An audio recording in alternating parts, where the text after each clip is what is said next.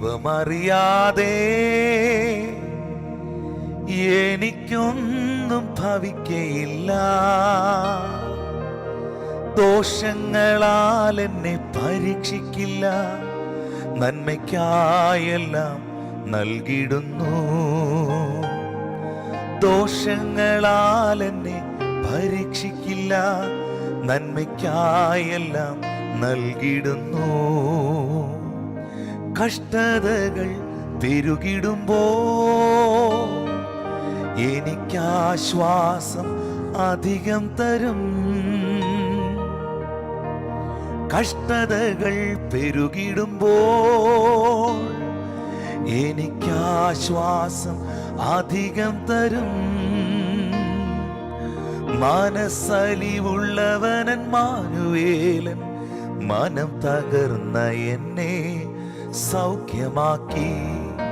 മനസ്സലിവുള്ളവനൻ മാനുവേലൻ മനം തകർന്ന എന്നെ സൗഖ്യമാക്കി. ആ കൈകളൊന്ന് അടിച്ച് കർത്താവിനെ നിങ്ങളായിരിക്കുന്ന ഭവനത്തിൽ ഇരുന്നു കൊണ്ട് ഈ പാട്ടിന്റെ വരികൾ അറിയാവുന്നവർ ചേർന്ന് പാടി ഈ പകലിൽ ഈ വിശുദ്ധ ദിവസം ദൈവത്തെ ഒന്ന് ആരാധിച്ച് ദൈവത്തെ ഒന്ന് മഹത്വപ്പെടുത്തി ഹല്ലേലൂയ ശബ്ദമുയർത്തി. എന്റെ ദൈവം അറിയാതെ എനിക്കൊന്നും ഭവിക്കയില്ല. എന്റെ ദൈവം അറിയാതെ എനിക്കൊന്നും ഭവിക്കയില്ല. ദോഷങ്ങളാൽ എന്നെ പരീക്ഷിക്കില്ല, നന്മയ്ക്കായെല്ലാം നൽകിടുന്നു. ദോഷങ്ങളാൽ എന്നെ പരീക്ഷിക്കില്ല, നന്മയ്ക്കായെല്ലാം നൽകിടുന്നു. കഷ്ടതകൾ പെരുകിടുമ്പോൾ എനിക്കാശ്വാസം അധികം തരും. കഷ്ടതകൾ പെരുകിടുമ്പോൾ എനിക്കാശ്വാസം അധികം തരും. മനസ്സലിവുള്ളവനൻ മാനുവേലൻ മനം തകർന്ന എന്നെ സൗഖ്യമാക്കി.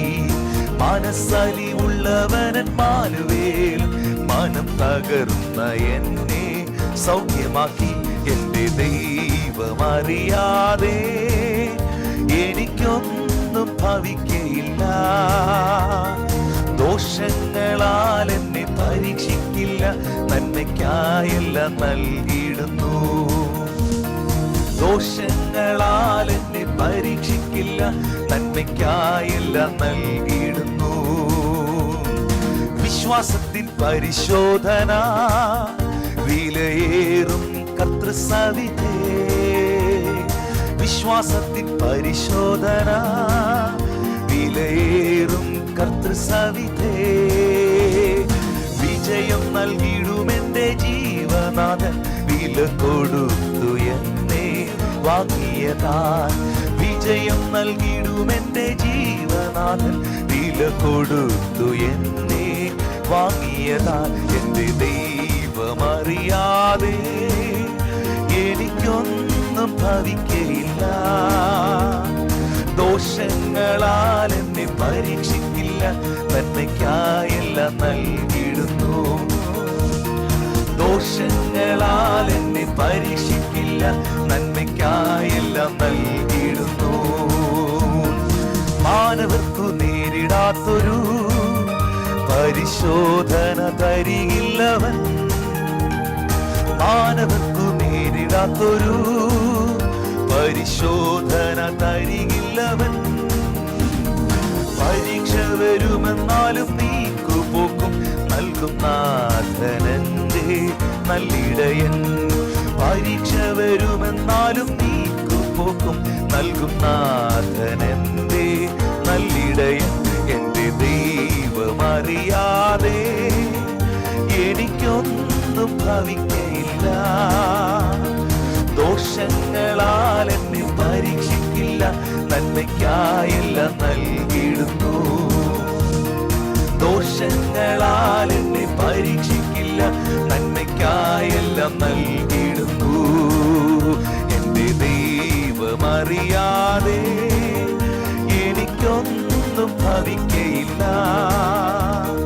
ദോഷങ്ങളാൽ എന്നെ പരീക്ഷിക്കില്ല, എല്ലാം നൽകിയിടുന്നു. ചേർന്ന് പാടിയേ ഹല്ലേലൂയ. ദോഷങ്ങളാൽ എന്നെ പരീക്ഷിക്കില്ല, നന്മയ്ക്കായെല്ലാം നൽകിയിടുന്നു. ഓ ദോഷങ്ങളാൽ എന്നെ ഹല്ലേലൂയ. ശബ്ദമുയർത്തി ആമേൻ. യേശു എന്ന ഭയകേന്ദ്രം, മാറ്റമില്ല സ്നേഹിതൻ, സ്തോത്രം സ്തുതികൾക്കു യോഗ്യൻ, വാഴ്ത്തും നിന്നെ എന്നും ഞാൻ. സ്തോത്രം സ്തുതികൾക്കു യോഗ്യൻ, വാഴ്ത്തും നിന്നെ എന്നും ഞാൻ. യേശു എന്ന ഭയകേന്ദ്രം, മാറ്റമില്ല സ്നേഹിതൻ, സ്തോത്രം സ്തുതികൾക്കു യോഗ്യൻ, വാഴ്ത്തുമെന്നും ഞാൻ. ഓ സ്തോത്രം സ്തുതികൾക്കു യോഗ്യൻ, വാഴ്ത്തും നിന്നെ എന്നും ഞാൻ. ശബ്ദമുയർത്തി സ്തോത്രം സ്തുതികൾക്കു യോഗ്യൻ, വാഴ്ത്തും നിന്നെ എന്നും ഞാൻ. യേശു എന്ന ഭയകേന്ദ്രം, മാറ്റമില്ല സ്നേഹിതൻ, സ്തോത്രം സ്തുതികൾക്കു യോഗ്യൻ, വാഴ്ത്തും നിന്നെ എന്നും ഞാൻ. സ്തോത്രം സ്തുതികൾക്കു യോഗ്യൻ, വാഴ്ത്തും നിന്നെ എന്നും ഞാൻ. Thank you Lord. ആ കരങ്ങളെ ഉയർത്തി മരണത്തെയും പാതാളത്തെയും ജയിച്ച, പിശാചിനെ ജയിച്ച സർവശക്തനാകുന്ന കർത്താവിന്റെ മുഖത്തേക്ക് നോക്കി വിശ്വാസത്തോടെ പ്രത്യാശയോടെ നിങ്ങളായിരിക്കുന്ന ഭവനങ്ങളിൽ, നിങ്ങളായിരിക്കുന്ന സാഹചര്യത്തിൽ, നിങ്ങളിപ്പോൾ ഒരു വീട്ടിലാണോ, ഒരു വാഹനത്തിലാണോ, ഹോസ്പിറ്റൽ കിടക്കയിലാണോ, നിങ്ങളിപ്പോൾ എവിടെയാണ് ആയിരിക്കുന്നത്, ആയിരിക്കുന്ന സ്ഥലത്തിരുന്നു കൊണ്ട് ഈ വരികൾ കേൾക്കുമ്പോൾ അധരത്തിൽ നിന്ന് ചേർന്ന് പാടുവാൻ കഴിയുമോ? മരണത്തെ ജയിച്ചവനേ, അങ്ങേ ആരാധിക്കുന്നു ഞങ്ങൾ. പാതാളം ജയിച്ചവനേ, അങ്ങേ ആരാധിക്കുന്നു ഞങ്ങൾ. മരണത്തെ ജയിച്ചവനേ, അങ്ങേ ആരാധിക്കുന്നു ഞങ്ങൾ. പാതാളം ജയിച്ചവനേ, അങ്ങേ ആരാധിക്കുന്നു ഞങ്ങൾ. ഹല്ലേലൂയ ഹോശാന, ഹല്ലേലൂയ ഹോശാന, ഹല്ലേലൂയ ഹോശാന, ഹല്ലേലൂയ ഹോശാന. ശബ്ദമുയർത്തി ഹല്ലേലൂയ ഹോശാന, ഹല്ലേലൂയ ഹോശാന, ഹല്ലേലൂയ ഹോശാന, ഹല്ലേലൂയ ഹോശാന, ഹല്ലേലൂയ ഹോശാന, ഹല്ലേലൂയ ഹോശാന. ഓ ഹല്ലേലൂയ ഹോശാന, ഹല്ലേലൂയ ഹോശാന. മരണത്തെ ജയിച്ചവനേ, അങ്ങേ ആരാധിക്കുന്നു ഞങ്ങൾ. പാതാളം ജയിച്ചവനേ, അങ്ങേ ആരാധിക്കുന്നു ഞങ്ങൾ. മരണത്തെ ജയിച്ചവനേ, അങ്ങേ ആരാധിക്കുന്നു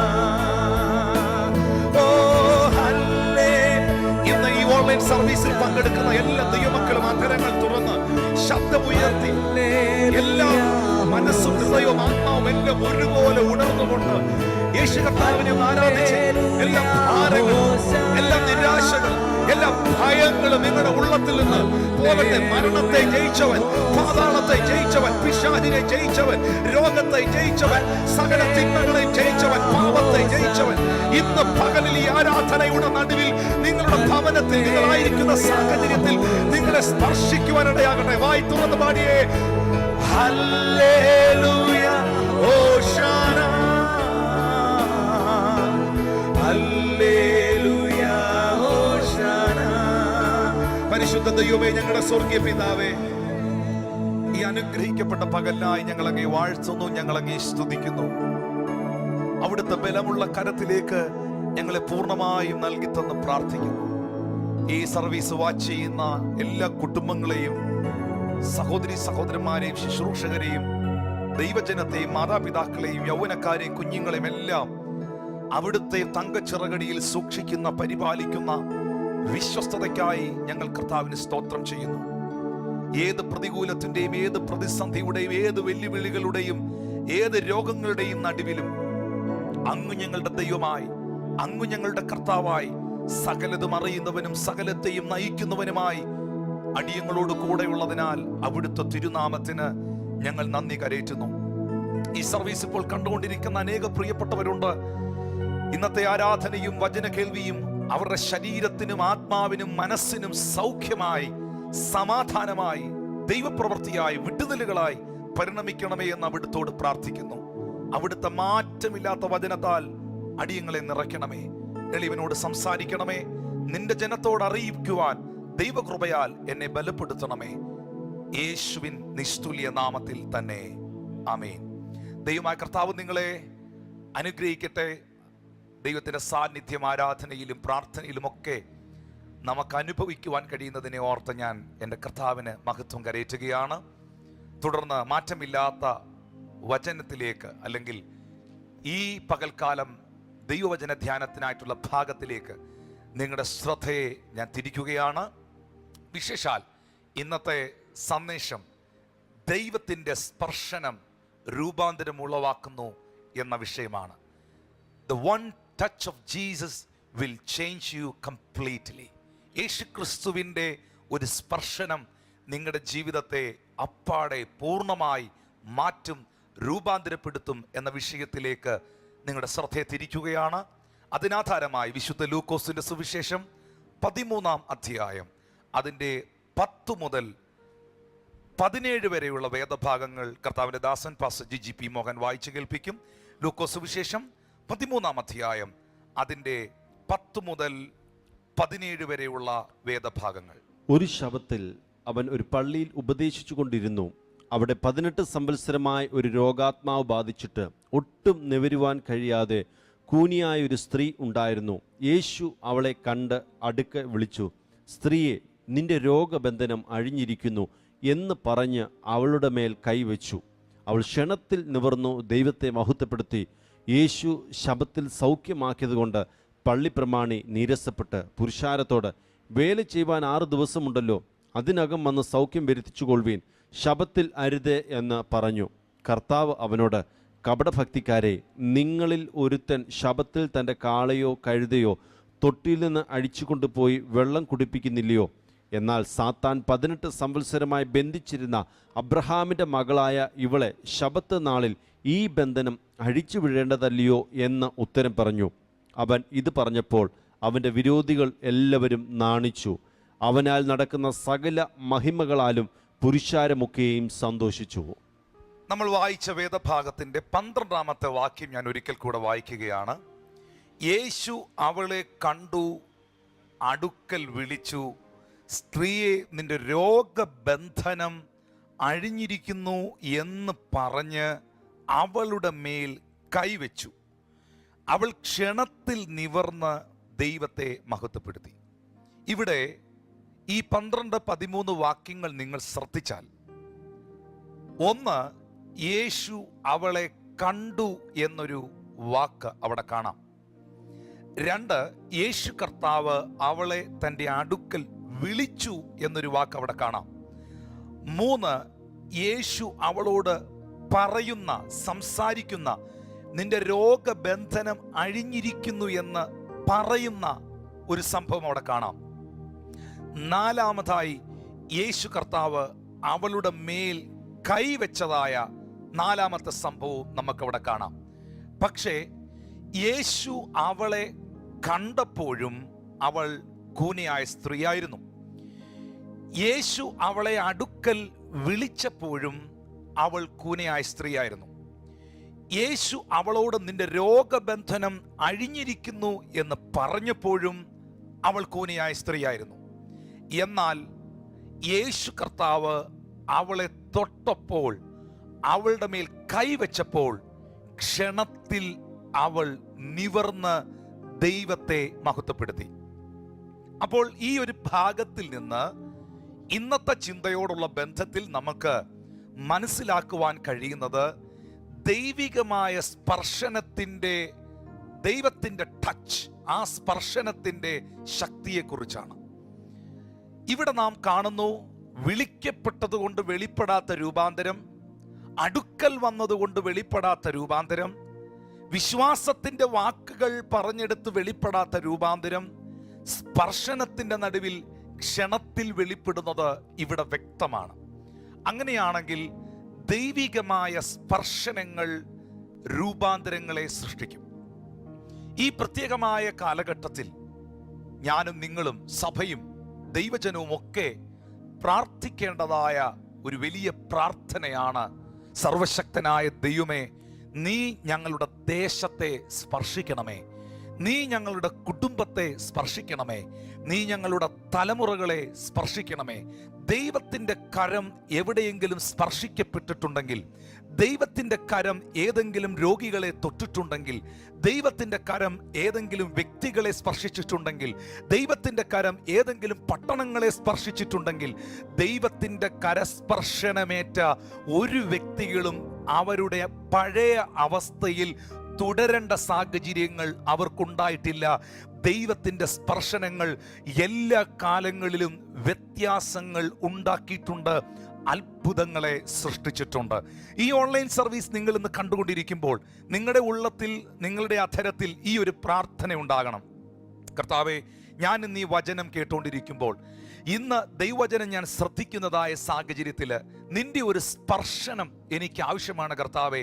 ഭാരപ്പെട്ടിരിക്കുന്ന എൻ്റെ ജീവിത സാഹചര്യത്തിൽ, ഭയപ്പെട്ടിരിക്കുന്ന എൻ്റെ ജീവിത സാഹചര്യത്തിൽ, രോഗത്താൽ പിടിക്കപ്പെട്ടിരിക്കുന്ന എൻ്റെ ജീവിത സാഹചര്യത്തിൽ, സാമ്പത്തികമായി ഞെരുങ്ങുന്ന എൻ്റെ ജീവിത സാഹചര്യത്തിൽ, എൻ്റെ പാപത്തെ, പാപ സ്വഭാവങ്ങളെ നിയന്ത്രിക്കുവാൻ കഴിയാതെ പിന്നെയും പിന്നെയും പാപത്തിൽ ആഴ്ന്നു പോകുന്ന എൻ്റെ ജീവിത സാഹചര്യത്തിൽ, യഹോവേ, അവിടുത്തെ ഒരു സ്പർശനം ഇന്ന് പകലിൽ എനിക്ക് ആവശ്യമാണ് എന്ന് പ്രാർത്ഥിക്കുന്നവർ ആ കരങ്ങളെ ഒന്ന് ഉയർത്തി ദൈവത്തിന് സ്തോത്രം ചെയ്യാം. കർത്താവിൻ്റെ ദാസൻ ഈ ഭാഗം ഒരിക്കൽ കൂടെ ഒന്ന് വായിക്കുക.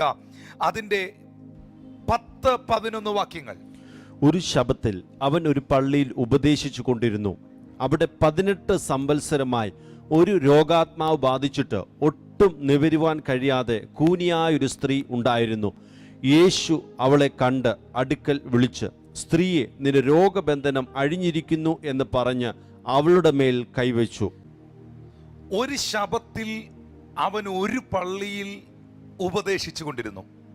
അവിടെ 18 സംവത്സരമായി ഒരു രോഗാത്മാവ് ബാധിച്ചിട്ട് ഒട്ടും നിവരുവാൻ കഴിയാതെ കൂനിയായൊരു സ്ത്രീ ഉണ്ടായിരുന്നു. ഇപ്പോൾ നമ്മുടെ കർത്താവായ യേശു ക്രിസ്തു നിൽക്കുന്നത് ഒരു ദൈവാലയത്തിലാണ്. ഒരു ശബത്ത് ദിവസമാണ്. എന്താണ് ശബത്തു ദിവസത്തിൻ്റെ പ്രത്യേകത? ശബത്തു ദിനത്തിൽ വൈദ്യവൃത്തി പാടില്ല. ശബത്തു ദിനത്തിൽ സ്വസ്ഥമായിരുന്ന് ദൈവത്തിൻ്റെ വചനം വായിക്കുകയും കേൾക്കുകയും ചെയ്തുകൊണ്ട് ദൈവത്തെ ആരാധിക്കുവാനുള്ള ദിനമായിട്ടാണ് യഹൂദന്മാർ അതിനെ വേർതിരിച്ചിരിക്കുന്നത്. അല്ലെങ്കിൽ മോശയുടെ ന്യായപ്രമാണത്തിൽ നിന്ന്, ദൈവത്തിൽ നിന്ന് അവർക്ക് ലഭിക്കപ്പെട്ടിരിക്കുന്ന നിയോഗം. എന്നാൽ ഈ ശബത്തു ദിനത്തിലാണ് യേശു ആ പള്ളിയിൽ നിൽക്കുന്നത്. നമുക്കൊരു കാര്യം വളരെ വ്യക്തമായിട്ട് അറിയാം, തിരുവെഴുത്തുകളുടെ അടിസ്ഥാനത്തിലും വ്യക്തിപരമായിട്ടും. യേശു കർത്താവ് ഏതെങ്കിലും ഒരു പട്ടണത്തിലോ യേശു കർത്താവ് ഏതെങ്കിലും ഒരു ഭവനത്തിലോ വന്നാൽ ആ ഭവനത്തിലുള്ളവർക്കും ആ പട്ടണത്തിലുള്ളവർക്കും പ്രതീക്ഷകൾ വളരെ ഏറെയാണ്. അവർ വളരെ എക്സ്പെക്റ്റേഷനോട് കൂടെയാണ് യേശുവിൻ്റെ ശുശ്രൂഷയിൽ പങ്കെടുക്കുന്നത്. സന്ധ്യയാകുമ്പോൾ നാനാ രോഗികളെ കർത്താവിൻ്റെ അടുക്കൽ കൊണ്ടുവരും. അവിടെ വന്നിരിക്കുന്ന എല്ലാ രോഗികൾക്കും ഒരു പ്രതീക്ഷയുണ്ട്, എനിക്ക് ഇന്നൊരു സൗഖ്യം ഉണ്ടാകും. യേശു കർത്താവിൻ്റെ അടുക്കൽ വരുന്ന പാപികൾക്ക് ഒരു പ്രതീക്ഷയുണ്ട്, എൻ്റെ പാപ ജീവിതത്തിൽ ഒരു ഡെലിവറൻസ്, ഒരു വിടുതൽ, ഒരു മാറ്റം യേശു ക്രിസ്തുവിലൂടെ ലഭ്യമാകും. അപ്പോൾ യേശുവിൻ്റെ അടുക്കൽ വരുന്ന എല്ലാ മനുഷ്യർക്കും, ഭൂരിഭാഗം ആൾക്കാർക്കും, അവനിൽ വിശ്വസിക്കുന്നവർക്കെല്ലാം അവനെക്കുറിച്ച് ഒരു പ്രതീക്ഷയുണ്ട്. അത് വളരെ വ്യക്തമാണ്. എന്നാൽ ഈ ശബത്ത് ദിവസം യേശു കർത്താവ് ഈ പള്ളിയിൽ നിൽക്കുമ്പോൾ അവിടെ കൂടിയിരിക്കുന്ന ജനങ്ങൾക്ക് ആർക്കും അന്നേ ദിവസം ഒരു രോഗസൗഖ്യം നടക്കുമെന്നോ ഒരു വിടുതൽ നടക്കുമെന്നോ യാതൊരു പ്രതീക്ഷകളുമില്ല. കാരണം ചരിത്രത്തിൽ ഇന്ന് വരെ, ഈ കഴിഞ്ഞ കാലഘട്ടങ്ങളിൽ ആ നിമിഷം വരെ ഒരു രോഗികളെ പോലും ശബത്ത് നാളിൽ സൗഖ്യമാക്കിയതായോ അല്ലെങ്കിൽ വൈദ്യവൃത്തി നടത്തിയതായോ ഒരു പ്രവൃത്തിയിൽ, ഒരു ജോലിയിൽ ഏർപ്പെട്ടതായോ ഉള്ള ചരിത്രം ഇല്ല. അപ്പോൾ യേശുവിനെ കുറിച്ച് ഒരു ഭാഗത്ത് അവൻ സൗഖ്യദായകനെന്നും വിടുതൽ നൽകുന്ന കർത്താവെന്നും പ്രവർത്തിക്കുന്ന ദൈവമെന്നും ഒക്കെ ആൾക്കാരുടെ അകത്തുണ്ടെങ്കിലും അന്നത്തെ ദിവസത്തിൽ യേശു കർത്താവിൽ നിന്ന് ഒരു സൗഖ്യത്തിന്റെ ശുശ്രൂഷയോ ഒരു ഡെലിവറൻസ് മിനിസ്ട്രിയോ അവിടെ നടക്കുമെന്ന് ഒരു കുഞ്ഞുങ്ങൾ പോലും പ്രതീക്ഷിക്കുന്നില്ല. അങ്ങനെ പ്രതീക്ഷിക്കാത്ത ഒരു വിഷയത്തിനകത്ത് അവരുടെ പ്രതീക്ഷകൾക്ക് അതീതമായി, അൺഎക്സ്പെക്റ്റഡായി യേശു കർത്താവ് ഒരു പ്രവൃത്തി ആ ആലയത്തിൽ ചെയ്തതാണ് ഈ കൂനയായ സ്ത്രീയെ നിവർത്തി സുഖപ്പെടുത്തിയത്. ഈ സർവീസ് നിങ്ങൾ കണ്ടുകൊണ്ടിരിക്കുമ്പോൾ വാസ്തവമായും ഈ ഒരു ഭാഗത്തിൽ നിന്നും, ഈ ഒരു സംഭവ ചരിത്രത്തിൽ നിന്നും എനിക്ക് നിങ്ങളോട് പങ്കുവയ്ക്കുവാനുള്ള ഒരു സത്യം, നിങ്ങളുടെ വ്യക്തിപരമായ ജീവിതത്തിൽ നിങ്ങൾ പ്രതീക്ഷിച്ച പലതും സംഭവിച്ചില്ല, എക്സ്പെക്റ്റ് ചെയ്ത പലതും നടന്നില്ല. എന്നാൽ നിങ്ങൾക്ക് വിശ്വസിക്കാൻ കഴിയുമോ, നിങ്ങൾ പ്രതീക്ഷിക്കാത്തത് പ്രതീക്ഷിക്കാത്ത സമയത്ത് നിങ്ങൾക്ക് വേണ്ടി പ്രവർത്തിക്കുവാൻ നിങ്ങൾ സേവിക്കുന്ന യേശു കർത്താവിന് കഴിയുമെന്ന് തിരുവെടുത്ത് പറയുന്നു. ദൈവം തന്നെ സ്നേഹിക്കുന്നവർക്ക് ഒരുക്കിയിട്ടുള്ളത് കണ്ണ് കണ്ടിട്ടില്ല, ചെവി കേട്ടിട്ടില്ല, ഒരു മനുഷ്യന്റെയും ഹൃദയത്തിൽ തോന്നിയിട്ടില്ല. എൻ്റെ മകളുടെ കുടുംബജീവിതത്തിന്റെ പ്രശ്നം, എൻ്റെ മകന്റെ ജോലിയുടെ വിഷയം, എൻ്റെ ജീവിതത്തിന്റെ പ്രതിസന്ധി, അല്ലെങ്കിൽ എൻ്റെ രോഗം ആ സമയത്ത് സൗഖ്യമാകും, അല്ലെ ആ സമയത്ത് വ്യക്തിപരമായ ഒരു വിടുതൽ എനിക്ക് ലഭിക്കുമെന്നൊക്കെ ഞാൻ പ്രതീക്ഷിച്ച പല കാര്യങ്ങളും സംഭവിച്ചില്ല, യാഥാർത്ഥ്യമായി തീർന്നില്ല. പക്ഷെ ഒരു കാര്യം എനിക്ക് ഉറപ്പുണ്ട്, ഞാൻ പ്രതീക്ഷിച്ച സമയത്ത് പ്രതീക്ഷിച്ച കാര്യം നടക്കാതെ പോയെങ്കിലും എൻ്റെ പ്രതീക്ഷകൾക്കും എൻ്റെ ചിന്തകൾക്കും അതീതമായി പ്രവർത്തിക്കുന്ന ഒരു നല്ല ദൈവം എനിക്കുണ്ട്. അവൻ മരണത്തെ ജയിച്ച് ഉയർത്തെഴുന്നേറ്റ് ഇന്ന് പകലിലും അവൻ എനിക്കായി ജീവിക്കുന്നു. അത് വിശ്വസിക്കുന്നവർ ഒരു ആമീൻ പറഞ്ഞേ, നല്ലൊരു ഹല്ലേലൂയ പറഞ്ഞേ. എൻ്റെ പ്രതീക്ഷ, എൻ്റെ പ്രത്യാശ യേശു ക്രിസ്തുവിലാണ്. എൻ്റെ നങ്കൂരം ക്രിസ്തുവിലാണ് ഞാൻ ഇട്ടിരിക്കുന്നത്. യഹോവയിൽ പ്രത്യാശ വയ്ക്കുക, നിന്റെ ഹൃദയം ഉറച്ചിരിക്കട്ടെ, അതേ ധൈര്യപ്പെടുക, യഹോവയെങ്കിൽ പ്രത്യാശ വയ്ക്കുക. ജീവനുള്ളവരുടെ ദേശത്ത് നിങ്ങൾ നന്മ കാണുമെന്ന് വിശ്വസിച്ചില്ലെങ്കിൽ കഷ്ടം, യഹോവയെങ്കിൽ പ്രത്യാശ വയ്ക്കുക.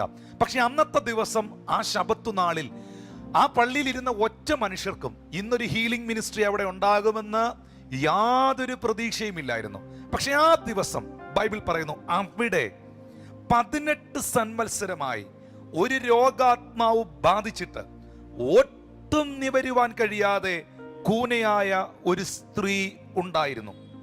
അപ്പോൾ 18 വർഷമായിട്ട് ഒരു രോഗാത്മാവ് ബാധിച്ചിട്ട്, ഇപ്പൊ രോഗകാരണം അവിടെ വ്യക്തമാണ്, രോഗാത്മാവ് ബാധിച്ചിട്ട് നിവരുവാൻ കഴിയാതെ കൂനയായ ഒരു സ്ത്രീ ഉണ്ടായിരുന്നു. യേശു അവളെ കണ്ടു. എത്ര ശ്രദ്ധിക്കേണ്ടതായ ഒരു ഭാഗമാണെന്നറിയുമോ? യേശു കർത്താവ് നിൽക്കുന്നത് ഒറ്റയ്ക്കൊരു മലമുകളിലല്ല, യേശു കർത്താവ് നിൽക്കുന്നത് ഒരു വീട്ടിലല്ല, യേശു കർത്താവ് നിൽക്കുന്നത് ഒരു ദേവാലയത്തിലാണ്, ഒരു പള്ളിയിലാണ്. അവിടെ പരീശന്മാരുണ്ടെന്നും ശാസ്ത്രിമാരുണ്ടെന്നും ഒരുപാട് ജനങ്ങൾ വന്നിട്ടുണ്ട് എന്നുള്ളതും ഈ ഭാഗങ്ങളിൽ നിന്ന് വളരെ വ്യക്തവുമാണ്. ഇത്രയും ആൾക്കാർ അവിടെ ഉണ്ടായിട്ടും അത് ശബത്ത് ദിവസമായിട്ടും യേശു അവളെ കണ്ടു എന്ന വാക്കിന്റെ പ്രസക്തി എത്ര വലുതാണെന്ന് അറിയുമോ? കാണാൻ വേറെ ആരും അവിടെ ഇല്ലേ? അങ്ങാടിയിൽ വന്ദനവും പള്ളിയിൽ മുഖ്യാസനവും ആഗ്രഹിക്കുന്ന ശാസ്ത്രിമാർ, പരീശന്മാർ മുൻനിരകളിലുണ്ട്. അവിടെ ആ ദേവാലയ കർമ്മങ്ങളുമായി, ശുശ്രൂഷകളുമായി ബന്ധപ്പെട്ട അനവധി വ്യക്തിത്വങ്ങൾ ആ ദേവാലയത്തിനകത്തുണ്ട്. ഒരുപാട് കുടുംബങ്ങൾ, വീട്ടുകാർ അവിടെ വന്നിട്ടുണ്ട്. പക്ഷേ യേശു കർത്താവിൻ്റെ കണ്ണ് ഉടക്കിയത് പ്രാകാരത്തിലായിരിക്കുന്ന, പുറത്തായിരിക്കുന്ന ആ കൂനയായ, രോഗിയായ, 18 വർഷമായി ഒട്ടും നിവരുവാൻ കഴിയാത്ത സാത്താന്യ ബന്ധനത്തിൽ അകപ്പെട്ട സ്ത്രീയുടെ മുകളിൽ പതിച്ചു. ഇന്ന് ഈ സന്ദേശം നിങ്ങൾ കേട്ടുകൊണ്ടിരിക്കുമ്പോൾ ദൈവത്തിൽ നിന്നും ഒരു വിടുതൽ പ്രാപിക്കുവാനോ ദൈവികമായ ഒരു അനുഗ്രഹം സ്വായത്തമാക്കുവാനോ ആഗ്രഹിക്കുന്ന ഒരു വ്യക്തിത്വമാണ് നിങ്ങളെങ്കിൽ, നിങ്ങൾ തിരിച്ചറിയേണ്ടതായ ഏറ്റവും പ്രധാനപ്പെട്ട ഒരു കാര്യം, ദൈവത്തിൻ്റെ കണ്ണ് ആരുടെ മേലിലാണ് പതിക്കപ്പെടുന്നത്, ദൈവം ആരുടെ അരികിലേക്കാണ് വരുന്നത്, അല്ലെങ്കിൽ ദൈവം ആരെയാണ് വിടുവിക്കുന്നത്. ഈ ഭാഗം പറയുമ്പോൾ തന്നെ നമ്മുടെ മനസ്സിൽ ഓടി വരുന്ന ഒരു വേദഭാഗമുണ്ട്. ഹൃദയം നുറുങ്ങിയവർക്ക് യഹോവ സമീപസ്ഥൻ, മനസ്സു തകർന്നവരെ അവൻ രക്ഷിക്കുന്നു. അതിനൊരു മാറ്റവുമില്ല. ഇന്ന് ഈ സന്ദേശം നിങ്ങൾ കേട്ടുകൊണ്ടിരിക്കുമ്പോൾ ഒരു ഹൃദയ നുറുക്കത്തോടെ, ഒരു ആവശ്യബോധത്തോടെ, ഒരു വിശ്വാസത്തോടു കൂടെയാണ് നിങ്ങൾ എന്നെ കാണുന്നതെങ്കിൽ, നിങ്ങൾ എന്നെ കേൾക്കുന്നതെങ്കിൽ, നിശ്ചയമായിട്ടും ആവശ്യബോധത്തിൽ ഇരിക്കുന്നവന്റെ മേളിൽ യേശുവിൻ്റെ കണ്ണുകൾ ഉടക്കപ്പെടുന്നു. ആവശ്യബോധത്തോടെ അവനെ വിളിച്ചപേക്ഷിക്കുന്നവർക്ക് വേണ്ടി ഇന്ന് പകൽ അവൻ പ്രവർത്തിക്കുവാൻ ഇറങ്ങി വരുന്നു. യഹോവയെ കാത്തിരിക്കുന്നവർ ശക്തിയെ പുതുക്കും, അവർ കഴുകന്മാരെ പോലെ ചിറകടിച്ച് കയറും. ഇന്ന് ഈ സന്ദേശം നിങ്ങൾ കേട്ടുകൊണ്ടിരിക്കുമ്പോൾ എൻ്റെ മാന്യ സഹോദരങ്ങളെ, പ്രിയപ്പെട്ട ദൈവത്തിൻ്റെ ജനമേ, ഉള്ളത്തിൻ്റെ ഉള്ളത്തിൽ നിന്ന് ഒരാവശ്യബോധത്തോടുകൂടെ നിങ്ങൾ കരയുന്ന, പ്രാർത്ഥിക്കുന്ന ഒരു സാഹചര്യത്തിലാണെങ്കിൽ ഉറപ്പായിട്ടും ദൈവത്തിൻ്റെ കണ്ണുകൾ നിങ്ങളെ ശ്രദ്ധിക്കുന്നു. തങ്ങൾ ഏകാഗ്രചിത്തന്മാർ ആയിരിക്കുന്നവർക്ക് വേണ്ടി താൻ ബലവാനെന്ന് കാണിക്കേണ്ടതിന് തൻ്റെ കണ്ണ് ഭൂമിയിലൊക്കെയും ഊടാടിക്കൊണ്ടിരിക്കുന്നു. യഹോവയെ വിളിച്ചപേക്ഷിക്കുന്ന നാളിൽ അവൻ നിങ്ങളുടെ അരികിൽ വരികയും അവൻ നിങ്ങൾക്ക് ഉത്തരം അരുളുകയും ചെയ്യും. ഈ പള്ളിക്കകത്ത് പലരുമുണ്ടെങ്കിലും, പലതും പറയുന്ന പലരുമുണ്ടെങ്കിലും, ചിലരെ അല്ല, ചിലതിൻ്റെ മേളിലല്ല, ഒരുവളുടെ മുകളിൽ യേശു കർത്താവിൻ്റെ കണ്ണു പതിച്ചത് അത്ഭുതകരമായ ഒരു കാര്യമാണ്.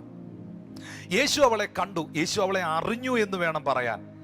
എന്നെ കേൾക്കുന്ന എൻ്റെ വാത്സല്യ സഹോദരങ്ങളെ, എൽഷദായ് മിനിസ്ട്രിയിലെ കുടുംബങ്ങളെ, ദൈവജനമേ, സഹോദരങ്ങളെ, ശുശ്രൂഷകരെ, കർത്തൃദാസന്മാരെ, നമ്മുടെ കർത്താവ് നമ്മുടെ പ്രസന്റ് സിറ്റുവേഷൻസിനെ അറിയുന്ന ദൈവമാണ്.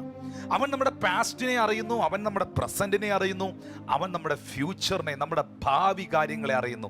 നിങ്ങളുടെ അമ്മയുടെ ഉദരത്തിൽ നിങ്ങൾ ഉരുവാകുന്നതിന് മുൻപേ നീ ആരാകണമെന്ന് നിന്നെക്കുറിച്ച് നിശ്ചയിച്ച് എഴുതി രേഖപ്പെടുത്തി വച്ചിരിക്കുന്നവനാണ് ഈ സർവശക്തനാകുന്ന ദൈവം. അതുകൊണ്ടാണ് ഇരമ്യാവെന്ന പ്രവാചകനോട് ദൈവം പറഞ്ഞത്, നിന്റെ അമ്മയുടെ ഉദരഗ്രഹത്തിൽ നീ ഉരുവാകുന്നതിന് മുൻപേ ഞാൻ നിന്നെ കണ്ടു, നീ പിണ്ടാകാരമായിരുന്നപ്പോൾ തന്നെ ഞാൻ നിന്നെ വിശുദ്ധീകരിച്ചു. ജനിച്ച് പുറത്തു വരുന്നതിന് മുൻപ്, വെളി വരുന്നതിന് മുമ്പ്, സൂര്യന്റെ പ്രകാശം കാണുന്നതിന് മുൻപ് തന്നെ ഞാൻ നിന്നെ ജാതികളുടെ മേലും രാജാക്കന്മാരുടെ മേലും ആക്കി വെച്ചു. അങ്ങനെയാണെങ്കിൽ നമ്മളുടെ പാസ്റ്റിനെയും നമ്മുടെ പ്രസന്റിനെയും നമ്മുടെ ഫ്യൂച്ചറിനെയും എല്ലാം അറിയുന്ന ഒരു നല്ല ദൈവമുണ്ട്. അതുകൊണ്ട് ദൈവജനമേ, ഭാവിയെല്ലാം തൻ കയ്യിലും നോർത്താൽ എത്ര ധന്യമേ ഈ ലോക ജീവിതം. Because he leaves, I can face tomorrow.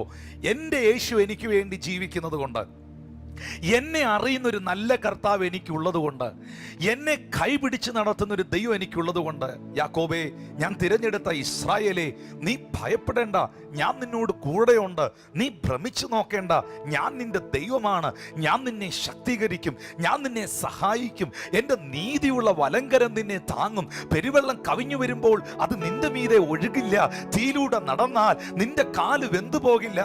ഞാൻ നിന്നെ ഉള്ളം കരങ്ങളിൽ വഹിച്ചിരിക്കും വിടുവിക്കുന്നു എന്ന് വാഗ്ദത്തം ചെയ്ത ഒരു കർത്താവ് എനിക്കുള്ളത് കൊണ്ട്, എന്നെ അറിയുന്നൊരു ദൈവം എനിക്കുള്ളത് കൊണ്ട്, ഏതൊരു സാഹചര്യങ്ങളുടെ നടുവിലും, എൻ്റെ ചുറ്റുപാട് നടക്കുന്ന ഏതൊരു വിഷയങ്ങളുടെ നടുവിലും ഞാൻ ഒരിക്കലും ആകുലപ്പെടുന്നില്ല, ഞാൻ ഒരിക്കലും ആശങ്കപ്പെടുന്നില്ല. ഞാൻ ഈ ഭൂമിയിൽ ജീവിക്കുമ്പോൾ ജീവിക്കുന്നത് അവനോടൊപ്പം, ഞാൻ മരിച്ചാലും ജീവിക്കുന്നത് അവനോടൊപ്പം. മരണത്തെ ഞാൻ ഭയപ്പെടുന്നില്ല, ഈ ലോകത്തിലെ ജീവിതത്തെ ഞാൻ ഭയപ്പെടുന്നില്ല. അതുകൊണ്ടാണ് അപ്പോസ്തലനായ പൗലോസ്ലീഹ പറഞ്ഞത്, ഏ മരണമേ നിന്റെ ജയം എവിടെ, ഏ മരണമേ നിന്റെ വിഷമുള്ളവിടെ. കാരണം ഈ ഭൂമിയിൽ ജീവിക്കുമ്പോഴും ഞാൻ എൻ്റെ കർത്താവിൻ്റെ കൂടെ ജീവിക്കുന്നേ, ഞാൻ മരിച്ചാലും ഞാൻ അവനോടുകൂടെ ജീവിക്കുന്നേ, ഞാൻ അവന് വേണ്ടി ജീവിക്കുന്നു. ആമീൻ, ഹല്ലേലൂയ. ഞാൻ മരിക്കുമ്പോൾ ഞാൻ അവൻ്റെ കൂടെ വാഴുന്നു. ഇന്ന് ഈ സന്ദേശം കേൾക്കുമ്പോൾ എല്ലാ ഭയങ്ങളും ഉള്ളത്തിൽ നിന്ന് പോകട്ടെ, എല്ലാ ആശങ്കകളും ഉള്ളത്തിൽ നിന്ന് പോകട്ടെ.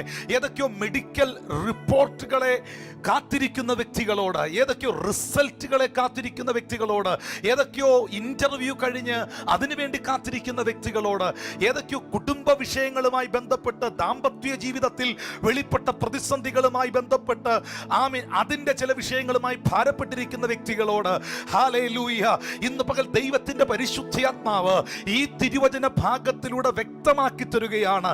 സഹോദര, സഹോദരി, നിന്റെ ഭാവിയെ, നിന്റെ നാളുകളെ അറിയുന്നവനായ ദൈവത്തിന്റെ ആ സുരക്ഷിത കരങ്ങളിലാണ് നിങ്ങളായിരിക്കുന്നത്.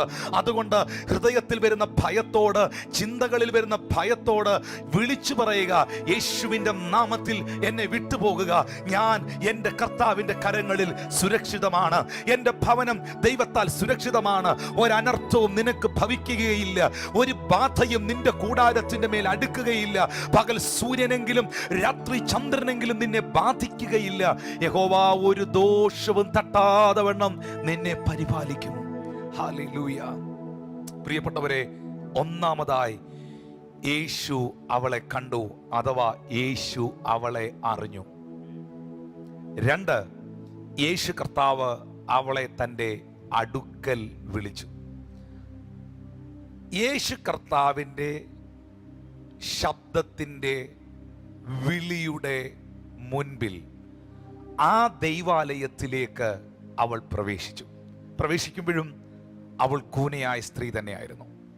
ഇവിടെ എനിക്ക് പറയാനുള്ളൊരു സത്യം, നിങ്ങളുടെ അവസ്ഥകൾക്ക് വ്യത്യാസമുണ്ടാകുന്നത്, നിങ്ങളുടെ സാഹചര്യങ്ങൾക്ക് വ്യത്യാസമുണ്ടാകുന്നത് വെറുതെ ഇങ്ങനെ വചനം കേട്ടുകൊണ്ടിരിക്കുന്നു എന്നുള്ളവർക്കല്ല. ഏതെങ്കിലും ഒരു വാഗ്ദത്തം, പ്രത്യേകമായ ഒരു ദൂത് കേട്ടവർക്കോ കണ്ടവർക്കോ അതുണ്ടാകുമെന്ന് ഒരിക്കലും തിരുവെഴുത്തിൽ രേഖപ്പെടുത്തിയിട്ടില്ല. എന്നാൽ പ്രസ്തുത അത് വിശ്വസിക്കുന്നവർക്കും അത് അനുസരിക്കുന്നവർക്കും അത് അനുഭവിക്കുവാൻ കഴിയും എന്നുള്ളതും സത്യമാണ്. എല്ലാ അനുഗ്രഹത്തിൻ്റെയും കാരണം അനുസരണമാണ്. അനുഗ്രഹത്തിൻ്റെ സ്കെയില് തന്നെ അനുസരണമാണ്. എവിടെ ദൈവവചനം അനുസരിക്കുന്നവരുണ്ടോ അവിടെ അവർ അനുഗ്രഹിക്കപ്പെടുന്ന ഒരു സാഹചര്യമുണ്ട്. അതുകൊണ്ടാണ് ആവർത്തനം 28 എഴുതിയിരിക്കുന്നത്, നിന്റെ ദൈവമായ യഹോവയുടെ വാക്ക് നീ ശ്രദ്ധയോടെ കേട്ട് അവൻ നിന്നോട് ആജ്ഞാപിക്കുന്ന അവൻ്റെ കൽപ്പനകളും ചട്ടങ്ങളും നീ പ്രമാണിച്ചു നടന്നാൽ നിന്റെ ദൈവമായ യഹോവ നിന്നെ സകലത്തിലും മീതെ ഉന്നതമാക്കും. യഹോവയിൽ ആശ്രയിക്കുകയും യഹോവ തന്നെ ആശ്രയം ആയിരിക്കുകയും ചെയ്യുന്ന മനുഷ്യൻ ഭാഗ്യവാൻ. നീതിമാൻ പന പോലെ തഴയ്ക്കും, അവൻ ലെബനോനിലെ ദേവദാരു പോലെ വളരും. അപ്പോൾ ദൈവത്തിൽ ആശ്രയിക്കുന്ന, ദൈവത്തിൽ വിശ്വസിക്കുന്ന, ദൈവത്തിൻ്റെ വാഗ്ദത്തത്തിൽ വിശ്വസിക്കുന്ന ദൈവത്തിൻ്റെ ജനത്തോട്, ദൈവത്തിൻ്റെ നീതിമാന്മാരോട്, ദൈവത്തിൻ്റെ നീതിമതികളോട്, നിങ്ങളൊരു പക്ഷേ പാപിയായിരിക്കാം, പാപിയാണെങ്കിലും കർത്താവേ ഞാനൊരു പാപിയാണ്, ഞാൻ നിന്നിൽ ആശ്രയിക്കുന്നു, ഞാൻ കുറവുള്ള ഒരു വ്യക്തിയാണെന്ന് പറഞ്ഞാൽ ഉറപ്പായിട്ടും ഇന്ന് പകൽ മറ്റുള്ള എല്ലാവരേക്കാളും അധികം കർത്താവ് നിങ്ങളെ കൈക്കൊള്ളുകയും സ്നേഹിക്കുകയും ചെയ്യും. കാണാതെ പോയ ആടിനെ ചുമലിൽ എടുത്തുകൊണ്ട് കടന്നു വരുന്ന യേശുവിനെ നമുക്ക് യോഹന്നാന്റെ സുവിശേഷം 10-ാം അധ്യായത്തിലും ലൂക്കോസ് സുവിശേഷം 15-ാം അധ്യായത്തിലും നമുക്ക് കാണുവാനായി കഴിയുന്നുണ്ട്. പ്രിയപ്പെട്ടവരെ, അങ്ങനെയാണെങ്കിൽ ഈ തിരുവെഴുത്ത് കേൾക്കുമ്പോൾ യേശു അവളെ അടുക്കൽ വിളിച്ചപ്പോൾ അവൾ കാണിച്ച ഒരു അനുസരണമുണ്ട്. എന്തനുസരണം? വരാൻ കാണിച്ച അനുസരണം. വാസ്തവത്തിൽ ഈ ദൈവാലയത്തിനകത്ത് ഈ രോഗിയായ സഹോദരിക്ക് പ്രവേശനം നിഷേധിക്കപ്പെട്ടിരിക്കുന്നു. അങ്ങനെ വേണം ചിന്തിക്കുവാൻ. യേശു അവളെ തൻ്റെ അടുക്കൽ വിളിച്ചു എന്ന് പറയണമെങ്കിൽ അവൾ അകലെയാണ്. ഒരിക്കലും അടുത്ത് നിൽക്കുന്ന ഒരാളിനോട് അടുത്തു വാന്ന് പറയത്തില്ല. അടുത്ത് നിൽക്കുന്ന ആളിനോട് സംസാരിക്കത്തേ ഉള്ളൂ, അല്ലെങ്കിൽ സ്പർശിക്കത്തേ ഉള്ളൂ. അകലെ നിൽക്കുന്ന ഒരു വ്യക്തിയോടാണ് അടുത്തു വാ എന്ന് പറയുന്നത്. യേശു അവളെ തൻ്റെ അടുക്കൽ വിളിച്ചു എന്ന് എഴുതിയിരിക്കണമെങ്കിൽ അവൾ വളരെ അകലെയായിരുന്നു. അവനിൽ നിന്ന് വളരെ ദൂരത്തായിരുന്നു. എപ്പോഴും ഓർക്കുക, യേശു കർത്താവിൽ നിന്ന് അകലം പാലിച്ചു നിൽക്കുന്ന, ദൂരം പ്രാപിച്ചു നിൽക്കുന്ന ഒരു വ്യക്തിക്ക് ഒരിക്കലും ഒരു ദൈവികമായ അനുഭവമോ വിടുതലുകളോ ഉണ്ടാകുന്നില്ല. അത് വ്യക്തമാണ്. ദൈവത്തിൽ നിന്നും അകന്ന് ദൂരെ നിൽക്കുന്ന ഒരു വ്യക്തി, അവൾ അപ്പോഴും കൂനയായി സ്ത്രീ തന്നെയായിരിക്കും.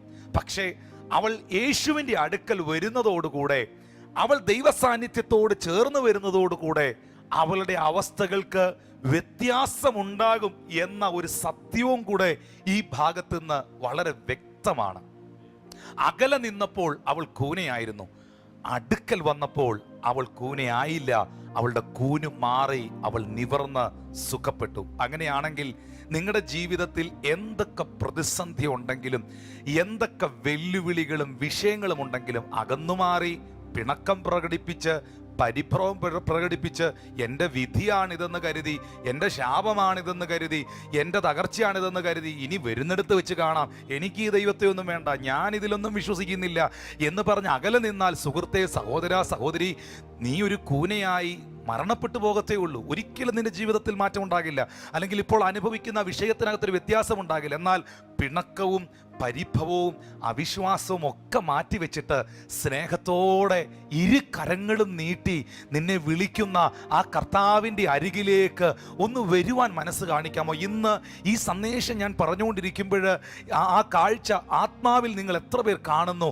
സ്നേഹത്തോടെ ആ കരങ്ങൾ നീട്ടി നിങ്ങളെ ആ വിളിക്കുന്ന കർത്താവ്, അവൻ നിങ്ങളെ വിളിക്കുന്ന സമയത്ത് അവൻ്റെ അരികിലേക്ക് വരുവാൻ ഒരു മനസ്സ് നിങ്ങൾ കാണിക്കണം, ഒരു അനുസരണം നിങ്ങൾ കാണിക്കണം. പിണക്കവും പരിഭവവും മനസ്സിന്റെ ഇടിച്ചിലുകളും ഒക്കെ ഒന്ന് മാറ്റി വെച്ചിട്ട് അടുത്തു വന്നാട്ടെ, യേശുവിന്റെ അടുക്കൽ വന്നാട്ടെ. ഓ ഹല്ലേലൂയ. ആകുലവേളകളിൽ ആശ്വാസം നൽകിടും ആകുല വേളകളിൽ ആശ്വാസം നൽകിടും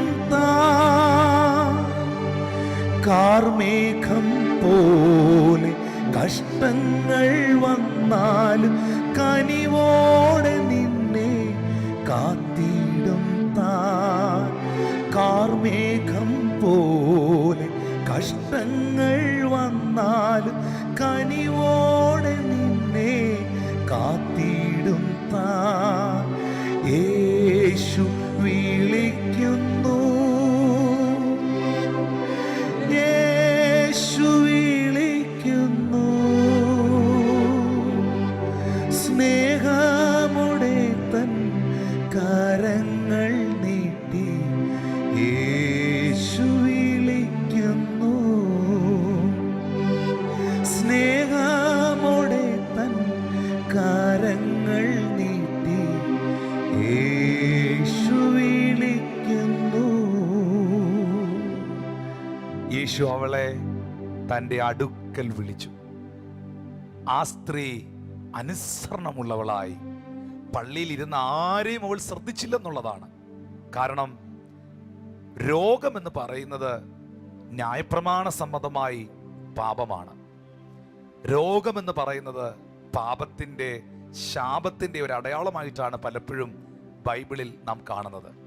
അതുകൊണ്ടാണ് ബെഥേസ്ദാ കുളക്കരയിൽ കടന്ന രോഗിയെ യേശു സുഖപ്പെടുത്തിയിട്ട് പറഞ്ഞത്, ഇനി അധികം തിന്മയായതൊന്നും വരാതിരിക്കാൻ നീ പാപം ചെയ്യരുത്. കുഷ്ഠരോഗി പാളയത്തിന് പുറത്തായിരിക്കണമെന്നും, രക്തസ്രവമുള്ള സ്ത്രീകൾ അവളെ ആരും തൊടാൻ പാടില്ല, അവളും ആരെയും തുടരുതെന്നുമൊക്കെയുള്ള ആ കൽപ്പനകൾ, നിയമങ്ങൾ, വചനങ്ങളൊക്കെ നിലനിൽക്കുന്ന കാലഘട്ടം. സ്തോത്രം. ആലയത്തിനകത്ത് ആർക്കൊക്കെയാണ് പ്രവേശനം, ദൈവസന്നിധിയിൽ ആർക്കൊക്കെയാണ് വരുവാൻ കഴിയുന്നത് എന്നുള്ള വ്യവസ്ഥകൾ നിൽക്കുന്ന കാലഘട്ടത്തിൽ അകത്തിരിക്കുന്നവരെ ഭയന്ന് അവൾ വീണ്ടും പുറത്തു നിൽക്കുകയല്ല, ആരെയൊക്കെയോ പേടിച്ച് അവൾ പിന്നെയും വെളിയിൽ നിൽക്കുകയല്ല. യേശു വിളിച്ചപ്പോൾ ആരെയും നോക്കാതെ, ഒന്നും ശ്രദ്ധിക്കാതെ, ഒരു സാഹചര്യങ്ങളെ മൈൻഡ് ചെയ്യാതെ അവൾ അകത്തേക്ക് കയറി വരികയാണ്.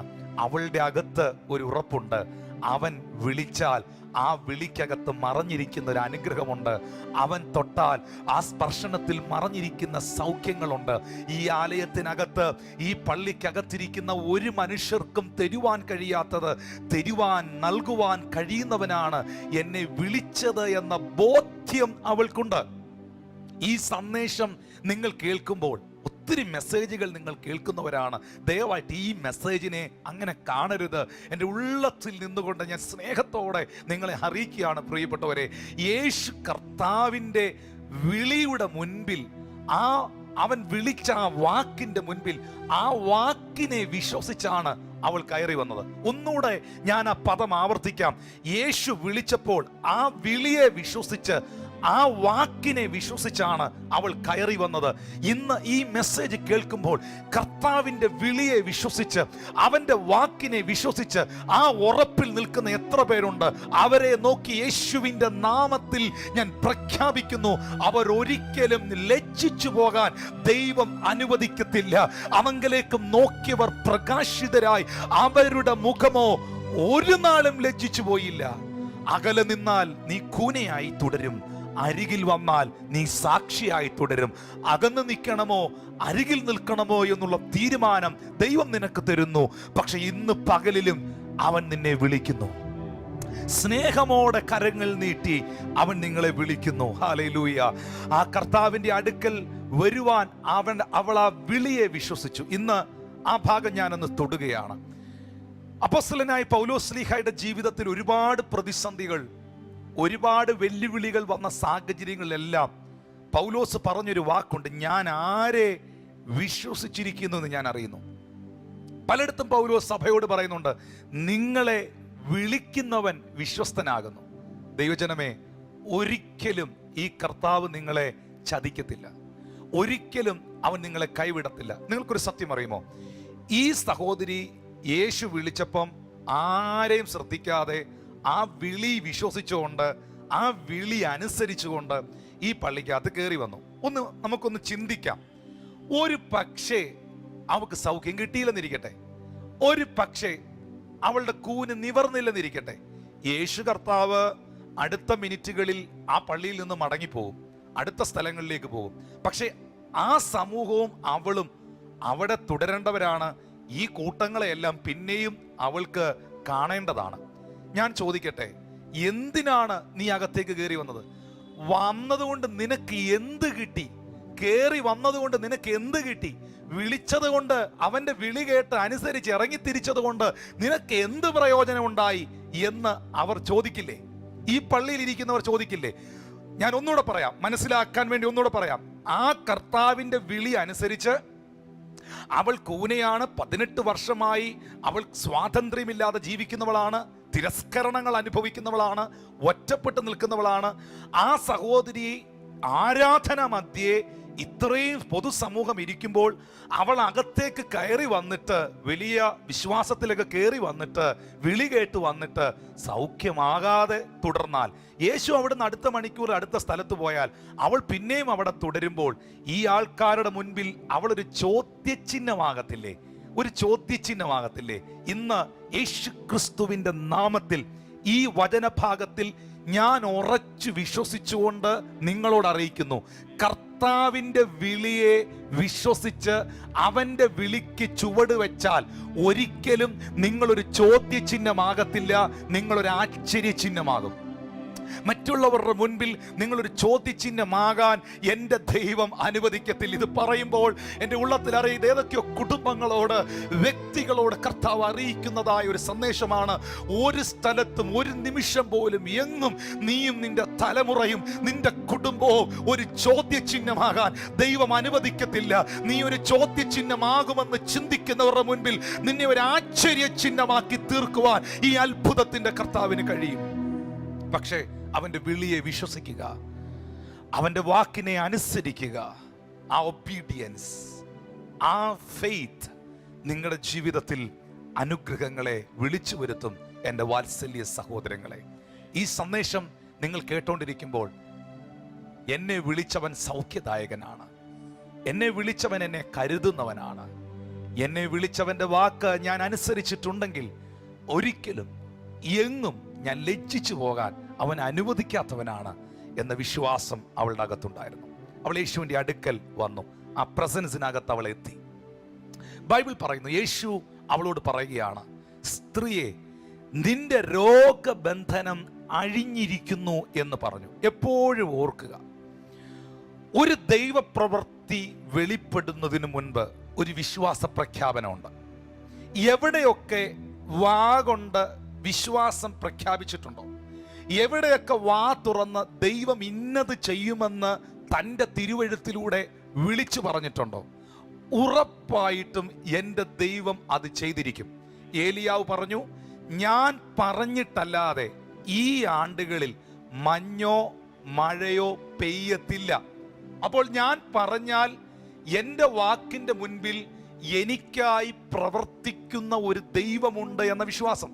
നിങ്ങൾ വിശ്വാസത്തോടെ ഈ മലയോട് ചാടി കടലിലേക്ക് പോകാ എന്ന് പറഞ്ഞാൽ നിങ്ങൾ പറഞ്ഞതുപോലെ സംഭവിക്കുമെന്നാണ് മർക്കോസ് 11:22, 23, 24 വാക്യങ്ങളിൽ എഴുതിയിരിക്കുന്നത്. അപ്പോൾ യേശു കർത്താവ് പറഞ്ഞു, അവളെ തൊടുന്നതിന് മുൻപ്, സുഖപ്പെടുത്തുന്നതിന് മുൻപ് യേശു അവളെ നോക്കി പറഞ്ഞു, നിന്റെ രോഗബന്ധനം അഴിഞ്ഞിരിക്കുന്നു. രക്തസ്രവക്കാരിയാകുന്ന സ്ത്രീ അവളുടെ വീട്ടിൽ നിന്ന് പുറപ്പെടുന്നതിന് മുൻപ് അവളോട് തന്നെ അവൾ പറഞ്ഞു, അവന്റെ വസ്ത്രത്തിന്റെ തൊങ്കലിലെങ്കിലും തൊട്ടാൽ എനിക്ക് സൗഖ്യം ഉണ്ടാകുമെന്ന്. നിങ്ങളുടെ അകത്ത് വിശ്വാസമുണ്ടോ? വിശ്വാസമുണ്ടെങ്കിൽ അത് പറയണം. അത് വാ കൊണ്ട് പറയണം. നിങ്ങൾക്ക് കേൾക്കാവുന്ന ശബ്ദത്തിൽ പറയണം. നെഗറ്റീവായിട്ടുള്ള കാര്യങ്ങളല്ല നിങ്ങൾ പറയേണ്ടത്. പരാജയത്തിൻ്റെ, പരിഹാസികളുടെ പരിഹാസ വിഷയങ്ങളല്ല നിങ്ങൾ അധരത്തിൽ എടുക്കേണ്ടത്. താങ്കൾ ഒരു ദൈവ പൈതലാണെങ്കിൽ താങ്കളുടെ മുൻപിൽ ദൈവം ചെയ്യുവാനിരിക്കുന്ന കാര്യങ്ങളെ നിങ്ങൾ വായ് കൊണ്ട് പറയുവാനിടയാകണം. ഞാൻ ഈ കഴിഞ്ഞ ദിവസം തിരുവെഴുത്ത് വായിക്കുന്ന സമയത്ത്, വചനം ധ്യാനിക്കുന്ന സമയത്ത്, ഇരമ്യാവിൻ്റെ പ്രവചന പുസ്തകം 17-ാമത്തെ അധ്യായം, ആ 17-ാമത്തെ അധ്യായത്തിൻ്റെ 16-ാമത്തെ വാക്യം, അവിടെ എങ്ങനെ എഴുതിയിരിക്കുന്നത്, ഞാനോ ഇടയനായി നിന്നെ സേവിക്കാൻ മടിച്ചില്ല, ദുർദിനം ഞാൻ ആഗ്രഹിച്ചില്ല എന്ന് നീ അറിയുന്നു. എൻ്റെ അധരങ്ങൾ ഉദ്ധരിച്ചത് തിരുമുൻപിൽ ഇരിക്കുന്നു. എൻ്റെ അധരങ്ങൾ ഉദ്ധരിച്ചത്, എൻ്റെ വാ കൊണ്ട് ഞാൻ പറഞ്ഞ വാക്കുകൾ, എൻ്റെ അധരങ്ങൾ ഉദ്ധരിച്ചതെല്ലാം എവിടെ ഇരിക്കുന്നു? നിന്റെ സന്നിധിയിൽ ഇരിക്കുന്നു. അതല്ലേ ബൈബിളിൽ എഴുതിയിരിക്കുന്ന, യഹോവ ഭക്തന്മാർ തമ്മിൽ തമ്മിൽ സംസാരിക്കുന്നത് യഹോവ ശ്രദ്ധ വെച്ച് കേൾക്കുന്നു. ഇസ്രായേൽ ജനത്തെ ദൈവം ന്യായം വിധിക്കുവാനുള്ളതിൻ്റെ കാരണം, മോശയോട് ദൈവം പറഞ്ഞു, മോശെ, ഈ ജനത്തിൻ്റെ പിറുപിറുപ്പ് ഞാൻ കേട്ടിരിക്കുന്നു. ഈ ജനത്തിൻ്റെ കോൺവെർസേഷൻസ് എല്ലാം ഞാൻ ശ്രദ്ധിച്ചിരിക്കുകയാണ്. ഈ ഭാഗത്തിൽ നിന്നുകൊണ്ട് ഞാൻ നിങ്ങളോട് പറയട്ടെ, നിങ്ങൾ ഭാര്യയും ഭർത്താവും കൂടെ സംസാരിക്കുന്ന കോൺവെർസേഷൻസ്, നിങ്ങളുടെ വീട്ടിൽ പറയുന്ന സംസാരങ്ങൾ, നിങ്ങൾ ഫോണിലൂടെ പറയുന്ന സംസാരങ്ങൾ, നിങ്ങൾ സോഷ്യൽ മീഡിയ പ്ലാറ്റ്ഫോംസിലൂടെ, വാട്സപ്പുകളിലൂടെ ഒക്കെ പറയുന്ന വോയിസ് മെസ്സേജുകൾ, സംസാരങ്ങൾ, ഇതൊക്കെ നിങ്ങൾ ആരോടാണോ പറഞ്ഞത് ആ വ്യക്തി മാത്രമല്ല അത് കേട്ടിരിക്കുന്നത്, അദൃശ്യനായ ദൈവവും ആ വാക്കുകൾ കേട്ടിരിക്കുന്നു. നിങ്ങൾ ഉദ്ധരിച്ചതെല്ലാം, നിങ്ങളുടെ അധരങ്ങൾ ഉദ്ധരിച്ചതെല്ലാം തിരുമുൻപിൽ ഉണ്ട് എന്ന ഒരു ബോധ്യത്തിൽ വേണം ഞാനും നിങ്ങളും ജീവിക്കുവാനായിട്ട്. അതുകൊണ്ട് യേശു കർത്താവ് നിന്റെ രോഗബന്ധനം അഴിഞ്ഞിരിക്കുന്നു എന്ന് അവളോട് പറയുമ്പോൾ, വാസ്തവത്തിൽ അത് പറഞ്ഞിട്ടാണ് യേശു അവളുടെ മേൽ കൈവച്ചത്.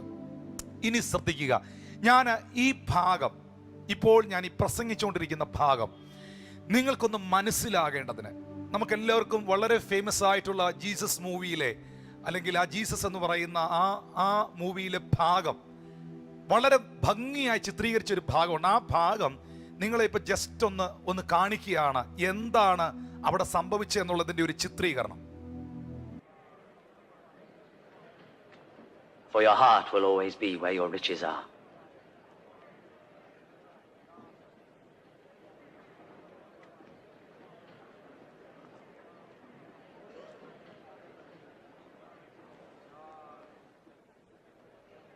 Woman, you are free from your sickness.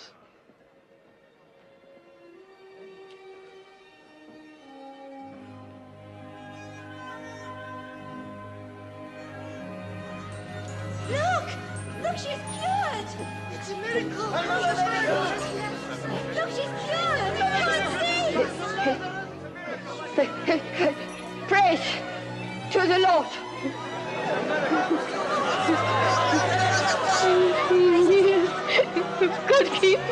Lord. There are 6 days in which we should work. So come on one of those days to be healed, but not on the Sabbath. You hypocrites! Any one of you would untie his ox or his donkey and take it out from the stall to give it water on the Sabbath. Now here is this descendant of Abraham whom Satan has kept in bonds these 18 years. Should she not be released on the Sabbath? Praise the Lord. എത്ര വ്യക്തമായി, എത്ര clear ആയിട്ടാണ് സഹോദരങ്ങളെ നമുക്ക് ഈ കാര്യം ബോധ്യമായിരിക്കുന്നത്. യേശു കർത്താവ് വിളിച്ചപ്പോൾ അവൾ അടുക്കൽ വന്നു. യേശു അവളെ സ്പർശിച്ചപ്പോൾ അവൾ ക്ഷണത്തിൽ നിവർന്നു. പള്ളിയിലുള്ളവർക്കെല്ലാം ഭയങ്കര ആശ്ചര്യമുണ്ടായി. ഇത്രയും ക്രൗഡിനെ ക്രോസ് ചെയ്താണ് അവൾ യേശുവിൻ്റെ അടുക്കൽ വന്നത്. ഇത്രയും ജനക്കൂട്ടത്തിൻ്റെ മുമ്പിൽ വെച്ചാണ് യേശു അവളെ നിവർത്തിയത്. ഇവിടെ എനിക്ക് ഒരു ചോദ്യമുണ്ട്, അല്ലെങ്കിൽ ഇവിടെ ഞാൻ നിങ്ങളോട് പറയുന്ന ഒരു ദൈവിക വെളിപ്പാടുണ്ട്. ആ വെളിപ്പാട് മറ്റൊന്നല്ല. ഈ പള്ളിക്കകത്തിരിക്കുന്ന ജനം മുഴുവൻ കഴിഞ്ഞ 18 വർഷമായി ഈ സഹോദരി കൂനി കൂനി നടക്കുന്ന കാഴ്ച കണ്ടതാണ്. കഴിഞ്ഞ 18 വർഷമായി ഇവൾക്ക് എന്തോ വലിയ ബന്ധനമാണ്, ഇവൾ പാപിയാണ് എന്നുള്ള നിലവാരത്തിൽ അവളെ മാറ്റിവെച്ചതാണ്. പക്ഷേ യേശു കർത്താവിന് വേണമായിരുന്നെങ്കിൽ ഒരു ഇഷ്യൂ ഉണ്ടാക്കാതിരിക്കാൻ. അന്ന് ശബത്താണെന്ന് കർത്താവിന് അറിയാം, അന്ന് രോഗികളെ സൗഖ്യമാക്കിക്കൂടെന്ന് കർത്താവിന് അറിയാം, അന്നൊരു പ്രവൃത്തി ചെയ്തുകൂടെന്ന് കർത്താവിന് അറിയാം. ആരും കാണാതെ, ആരെയും കാണിക്കാതെ യേശു കർത്താവ് ആ പള്ളിയിൽ നിന്നൊന്ന് മനസ്സിൽ അവളെ ഒന്ന് നോക്കി ചിന്തിച്ചാൽ അവൾ നിവർന്ന് സുഖപ്പെടും എന്നതാണ് എൻ്റെ വിശ്വാസം. ഉറപ്പായിട്ടും എൻ്റെ കർത്താവ് അവളെ ഒന്ന് നോക്കിയാൽ അവൾക്ക് സൗഖ്യം ഉണ്ടാകുന്ന എൻ്റെ വിശ്വാസം. അല്ലെങ്കിൽ യേശു പോകുന്ന വഴിക്ക് ആരും കാണാതെ സ്ത്രീയെ നിവരുക അല്ലെങ്കിൽ സുഖം പ്രാപിക്കുക എന്ന് പറയുമ്പോൾ അവൾക്ക് നിവരാൻ കഴിയുമെന്ന് എൻ്റെ വിശ്വാസം. കർത്താവിന് അത് ചെയ്യാൻ പറ്റും. പക്ഷേ എന്തുകൊണ്ട് ശബത്തായിട്ട് എല്ലാവരും കാണുകെ, എല്ലാവരും കേൾക്കെ, ഈ ജനത്തെ മുഴുവൻ ഇരുത്തിക്കൊണ്ട് യേശു കർത്താവ് അവളെ അകത്തു കൊണ്ടുവന്ന് ഇവരുടെ ഫ്രണ്ടിൽ നിർത്തി അവളെ സുഖപ്പെടുത്തി?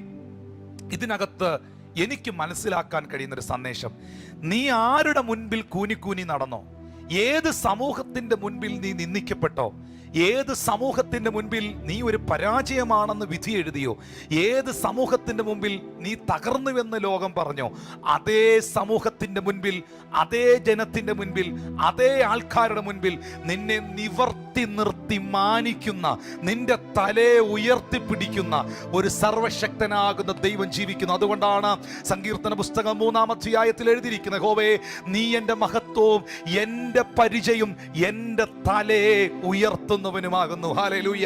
യഹോവേ നീ എൻ്റെ മഹത്വമാണ്, നീ എൻ്റെ പരിചയമാണ്, നീ എൻ്റെ തലയെ ഉയർത്തുന്നവനാണ്. ഈ സന്ദേശം നിങ്ങൾ കേൾക്കുമ്പോൾ, നിങ്ങൾ നിന്ദിക്കപ്പെട്ട മേഖലകളിൽ, നിങ്ങൾ പരിഹസിക്കപ്പെട്ട മേഖലകളിൽ, നിങ്ങൾ കൂനിക്കൂടി നടന്ന മേഖലകളിൽ, നിന്റെ ജീവിത പരാജയങ്ങളെ ആഘോഷിച്ചവരുടെ നടുവിൽ, നിന്നെ പരിഹസിച്ച് പരിഹാസപാത്രമെന്ന് വിധി എഴുതിയവരുടെ നടുവിൽ എത്ര പേർക്ക് വിശ്വസിക്കാൻ കഴിയും? ആ സമൂഹം ജീവനോടിരിക്കുമ്പോൾ തന്നെ, ആ സമൂഹം നിലനിൽക്കുമ്പോൾ തന്നെ അവരുടെ മധ്യേ എൻ്റെ സാഹചര്യങ്ങളെ മാറ്റി അവരുടെ കൺമുൻപിൽ എന്നെ തല ഉയർത്തി നിർത്തുവാൻ കഴിയുന്ന, നടത്തുവാൻ കഴിയുന്ന ഒരു നല്ല കർത്താവിനെ ഞാൻ സേവിക്കുന്നു. ഞാനിത് പ്രസംഗിക്കുമ്പോൾ ഇത് കേവലം ഒരു പ്രസംഗമല്ല, ഇത് പലരുടെ അനുഭവമാണ്. ഈ മെസ്സേജ് കേട്ടുകൊണ്ടിരിക്കുമ്പോൾ ഇത് നിങ്ങളുടെ അനുഭവമാണ്.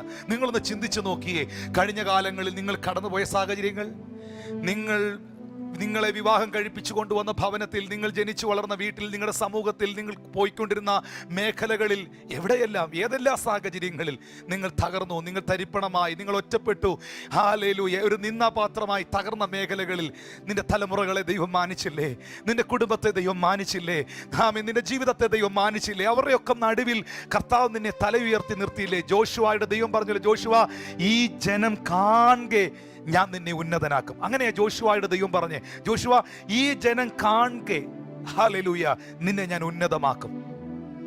യാസറിന്റെ കല്ലറവാതിക്കൽ യേശു കർത്താവ് നിൽക്കുമ്പോൾ പ്രാർത്ഥിച്ച ഒരു പ്രാർത്ഥനയുണ്ട്.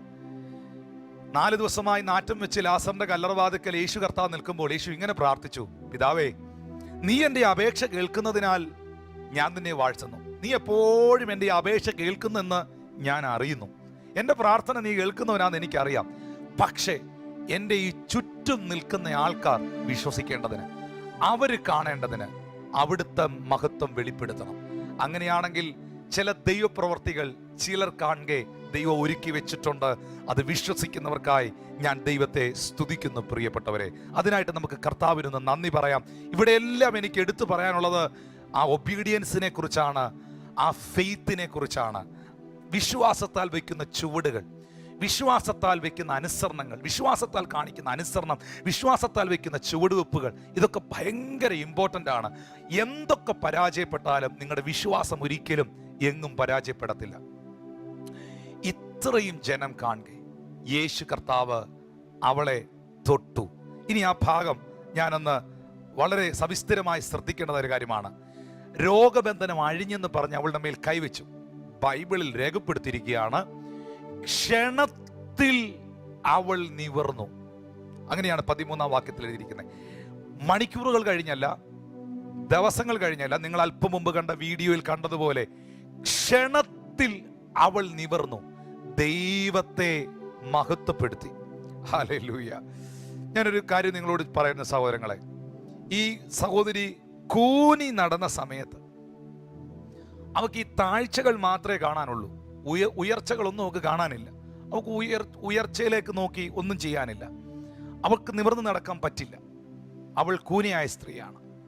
പക്ഷേ അധോഗതികൾ മാത്രം കണ്ടുകൊണ്ട്, താഴ്ചകൾ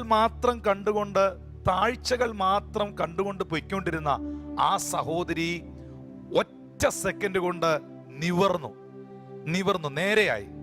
നമ്മുടെ ഭാഷയിൽ പറഞ്ഞാൽ നേരെയായിട്ട് അവൾ ആദ്യം കണ്ടത് ആരുടെ മുഖമാണെന്നറിയാമോ? അവളെ സൗഖ്യമാക്കിയ യേശുവിൻ്റെ മുഖമാണ്. അവൾ ആരെയാ മഹത്വപ്പെടുത്തിയെന്നറിയാമോ? ദൈവത്തെ മഹത്വപ്പെടുത്തി.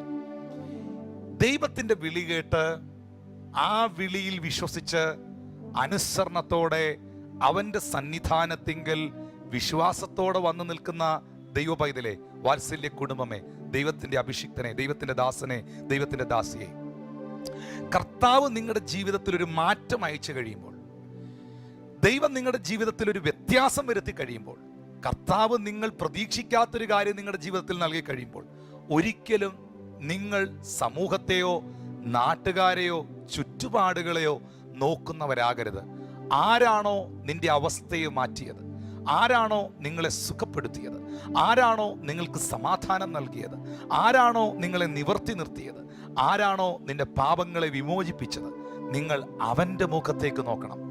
അവൻ്റെ മുഖത്തേക്ക് നോക്കി അവന് മഹത്വം കൊടുക്കണം. പലപ്പോഴും പല സന്ദർഭങ്ങളിലും പലയിടത്തും നടക്കുന്നൊരു കാര്യം എന്ന് പറയുന്നത്, യേശു കർത്താവ് തൊടുന്നു, യേശുവിൽ നിന്ന് സൗഖ്യം പ്രാപിക്കുന്നു, യേശു കർത്താവിൽ നിന്ന് വിടുതൽ പ്രാപിക്കുന്നു. പക്ഷേ ആ വിടുതലും സൗഖ്യവും ഒക്കെ പ്രാപിച്ചൊന്ന് നൂന്ന് കഴിയുമ്പോൾ, ഒന്ന് നിവർന്നു കഴിയുമ്പോൾ, പണവും നന്മയും അനുഗ്രഹങ്ങളും ഒക്കെ ആയി കഴിയുമ്പോൾ, മാറ്റങ്ങളൊക്കെ വന്നു കഴിയുമ്പോൾ, പലപ്പോഴും ദൈവത്തെ മറന്നുകൊണ്ട് ഇന്ന് എനിക്ക് വരാൻ പറ്റത്തില്ല, മറ്റേ പുള്ളി വഴക്ക് പറയും, ഇന്ന് പ്രാർത്ഥിക്കാൻ പറ്റത്തില്ല, അവരെന്നെ അങ്ങനെ പറയും. ഒരിക്കലും പാടില്ല. നിങ്ങളെ ആര് സുഖപ്പെടുത്തിയോ, നിങ്ങളെ ആര് വിടുവിച്ചോ, നിങ്ങളെ ആരാണോ സ്പർശിച്ചത്, നിങ്ങൾക്ക് ആരാണോ ഒരു പുതിയ ജീവിതം നൽകിയത്, നിങ്ങൾ അവനെ മഹത്വപ്പെടുത്തുന്നവനായിരിക്കണം. ഈ സൗഖ്യമായ മനുഷ്യൻ ബെഥെസ്ദാ കുളക്കരയിൽ 38 വർഷമായിട്ട് സൗഖ്യമായ മനുഷ്യനെ പരീശന്മാരെല്ലാം കൂടെ വളഞ്ഞിട്ട് പിടിച്ചിട്ട് അവനെ ഭയങ്കരമായിട്ട് ചോദ്യം ചെയ്തു. എന്നിട്ട് അവനോട് പറഞ്ഞു, നിന്നോട് ആരാ പറഞ്ഞേ ശബത്തിൽ കിടക്കയെടുത്ത് നടക്കാൻ?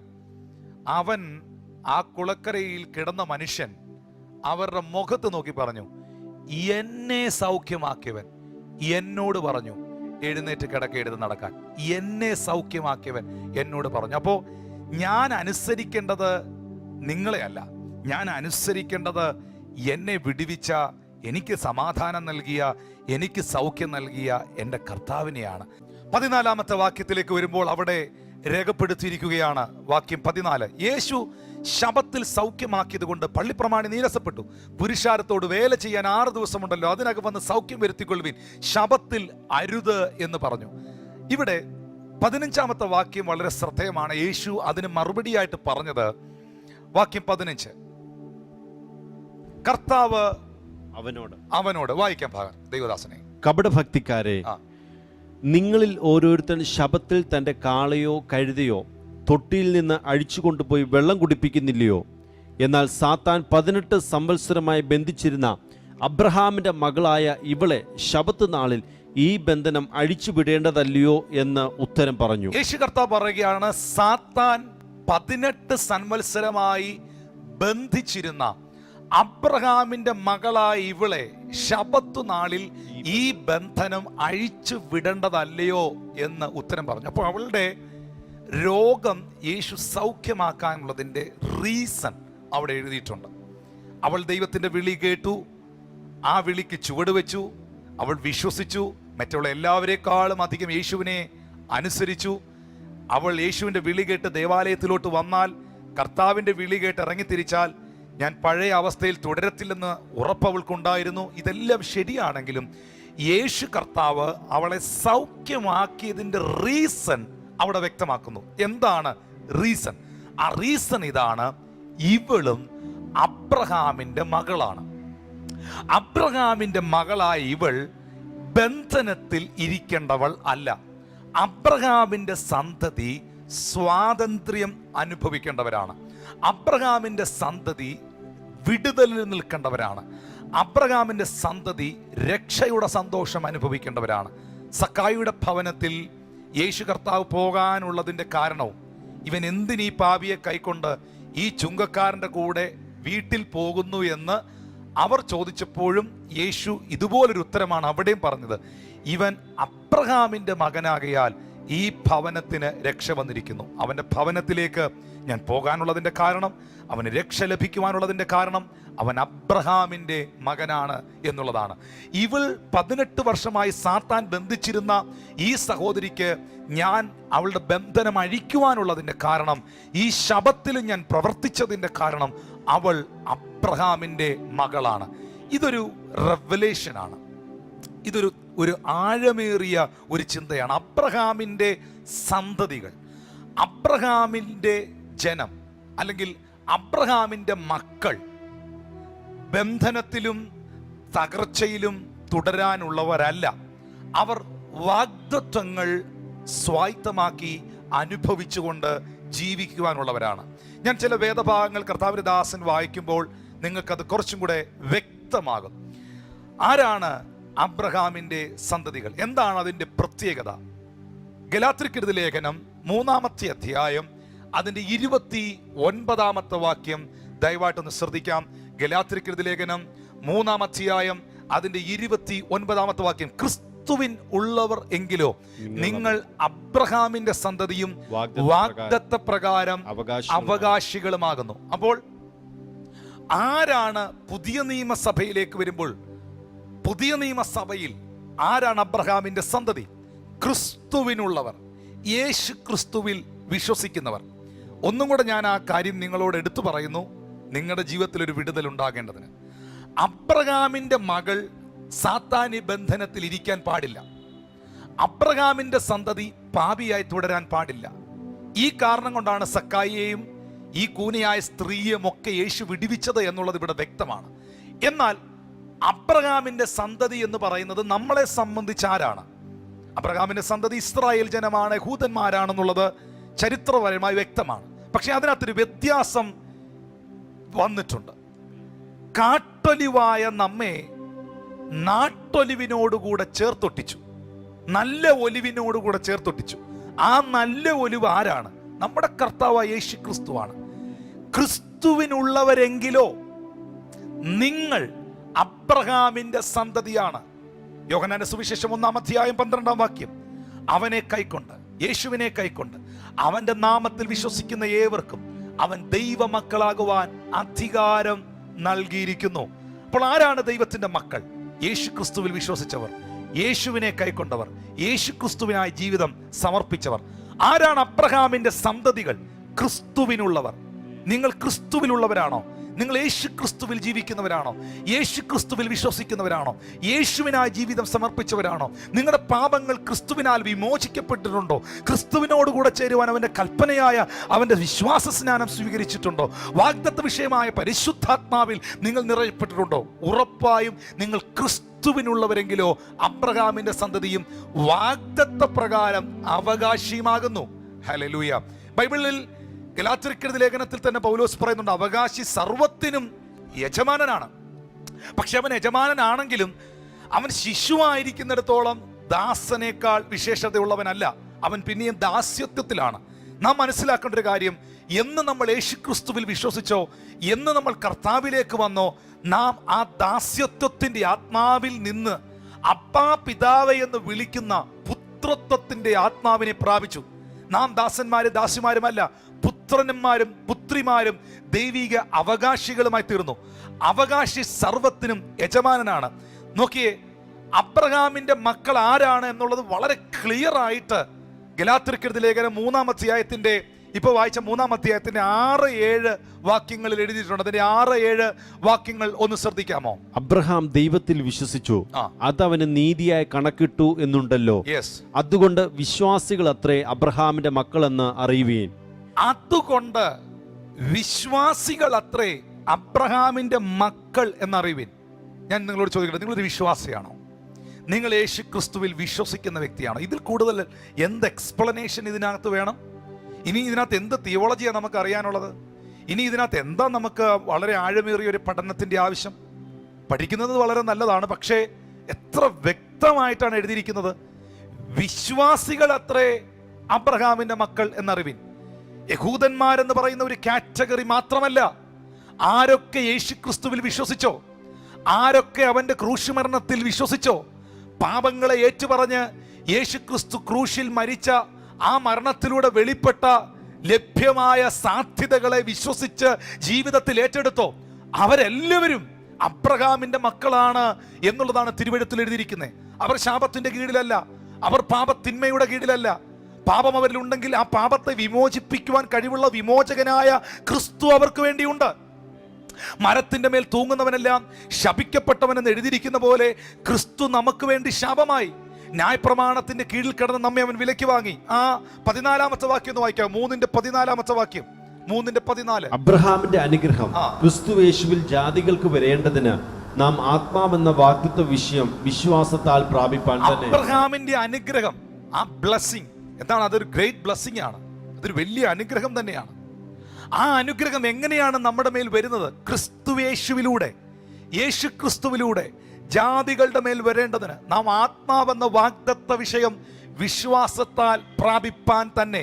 ഹല്ലേലൂയ.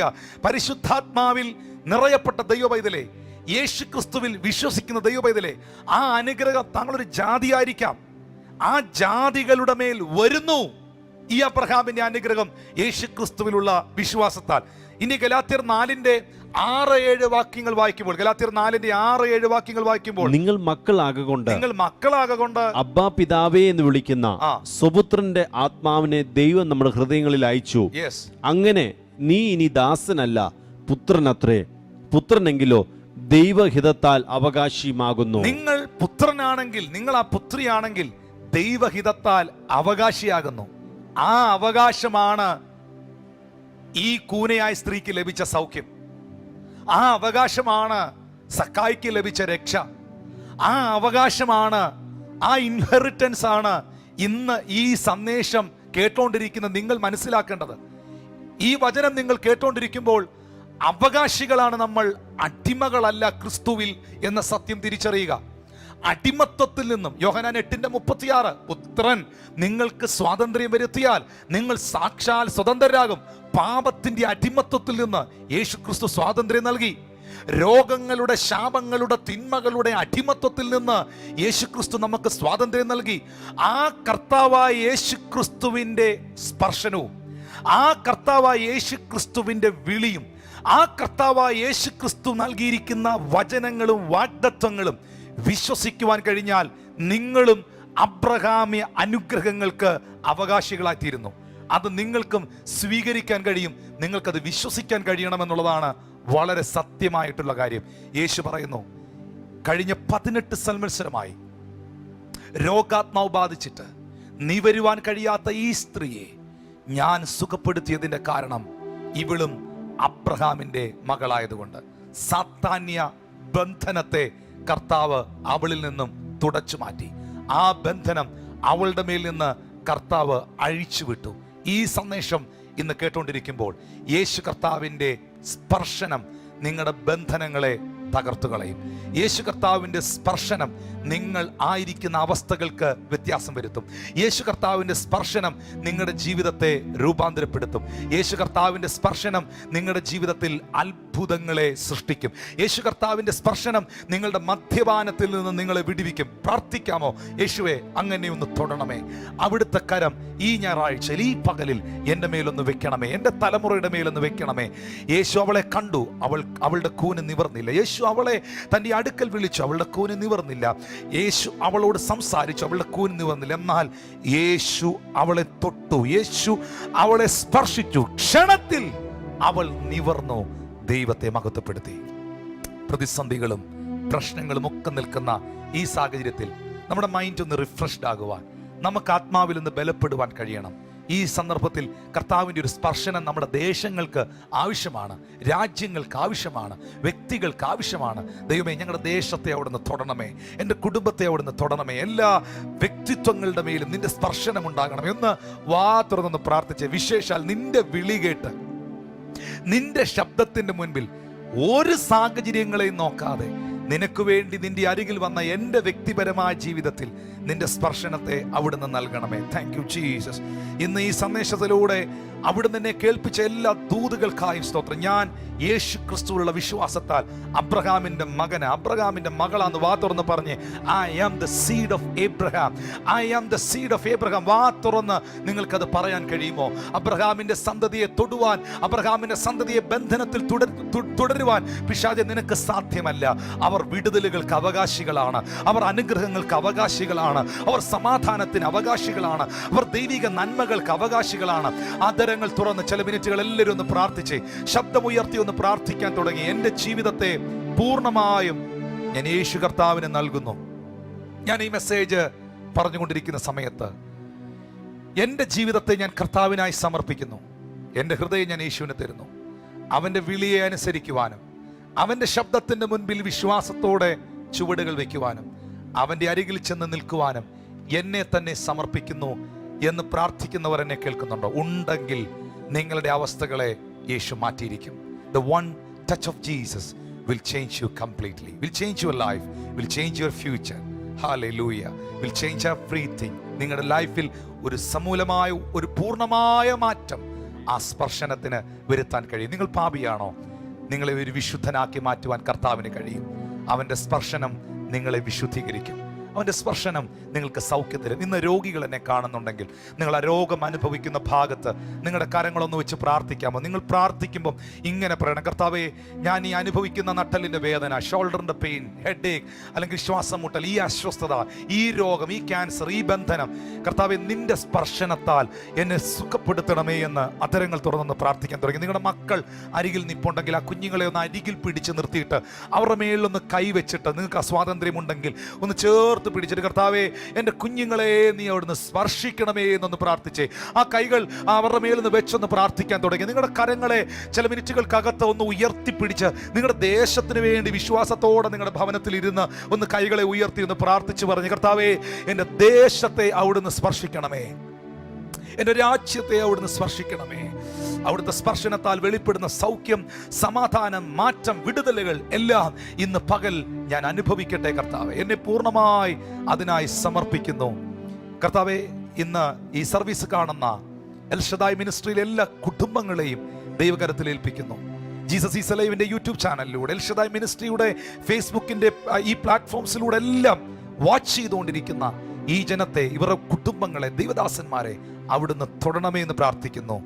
മനുഷ്യരുടെ മുമ്പിൽ ചോദ്യചിഹ്നമായതിനെ അതേ മനുഷ്യരുടെ മുൻപിൽ ആശ്ചര്യചിഹ്നമാക്കി നിവർത്തി നിർത്തുന്ന, മാനിക്കുന്ന എൻ്റെ കർത്താവിൻ്റെ കരം അവർക്കായി സ്പർശിക്കണമേ. അവിടുന്ന് പ്രാർത്ഥന കേട്ടതിനായി നന്ദി പറയുന്നു. യേശുവിൻ നിസ്തുല്യ നാമത്തിൽ തന്നെ.